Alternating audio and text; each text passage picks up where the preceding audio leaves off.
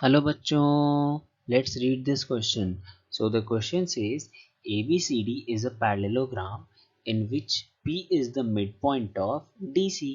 हमारा ABCD एक parallelogram है जिसमें जो पॉइंट P है वो किसके मिडपॉइंट है DC के and Q is a point on AC such that CQ is equal to 1/4 of AC और जो हमारा Q है वो एक रैंडम सा पॉइंट है AC पे और वो ऐसे ड्रॉ किया हुआ है इज जो खो क्या है CQ is 1/4 part of AC है ना और we can say AC is equals to 4CQ if PQ produce meets BC at R।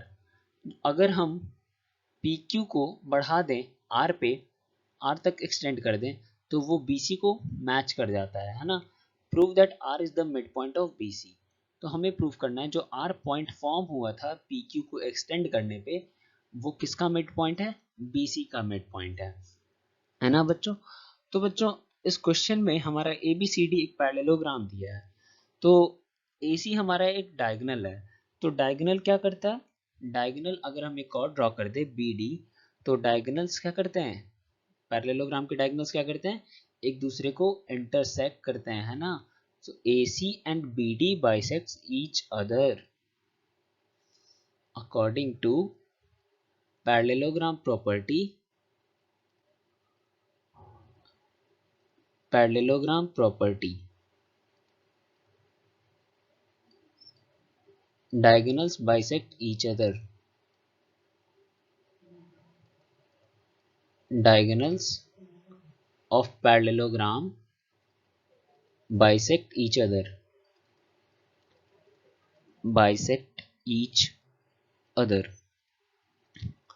अब अगर हम क्वेश्चन में और देखें तो बच्चों हमें क्या दिया है CS जो है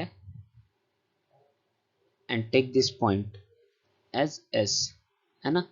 CS जो है वो हाफ होगा AC के कैसे अभी मैंने बताया कि जो डायगोनल्स होते हैं वो बाइसेक्ट करते हैं और हमारा दिया भी है कि जो हमारा CQ है वो 1/4 पार्ट है CQ is 1/4 part of AC है ना। नाउ अब क्या करेंगे बच्चों हम इन दोनों इक्वेशन को डिवाइड कर देंगे डिवाइडिंग 2/1 डिवाइडिंग 2/1 इससे क्या हो जाएगा बच्चों हमारा हमको मिलेगा CQ upon CS is equals to 1/4 AC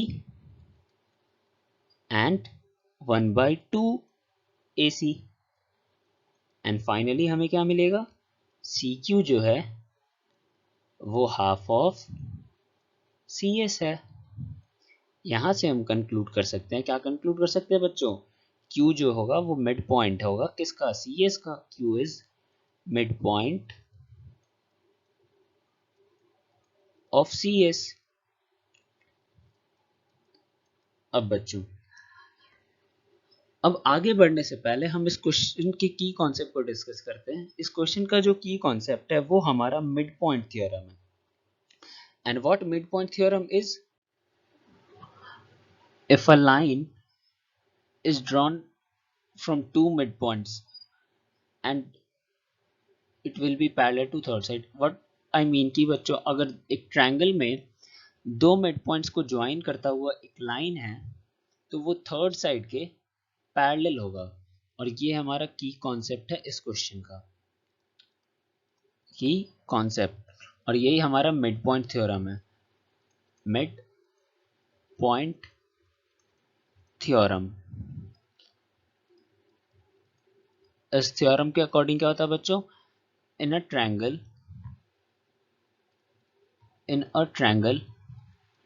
line joining two midpoints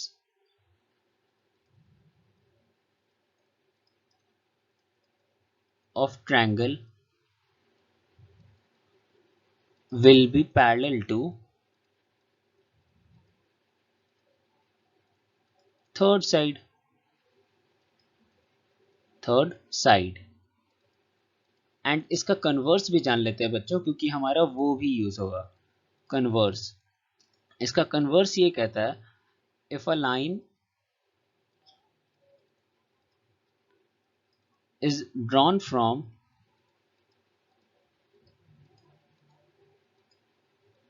midpoint of one side, midpoint of one side of triangle and parallel to third side, parallel to third side, then then it intersects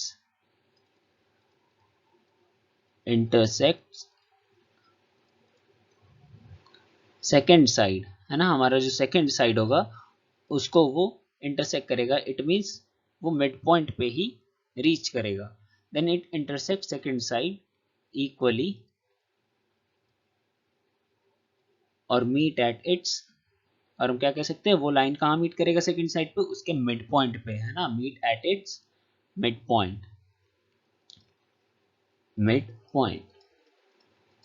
now अब अगर हम question में आगे बढ़े बच्चों, तो हमें क्या पता चलेगा, हमारा जो ट्रायंगल सी एस डी है उसमें हम क्या कर सकते हैं, मिड पॉइंट थ्योरम लगा सकते हैं, है ना। तो हमारा पी क्यू जो होगा वो डी एस के पैरेलल हो जाएगा।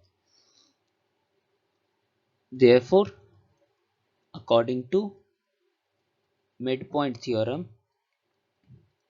midpoint theorem, हमें क्या पता चला बच्चों, हमारा जो पी क्यू है वो किसके पैरेलल होगा, डी एस के। अब क्वेश्चन में हम आगे बढ़ते हैं।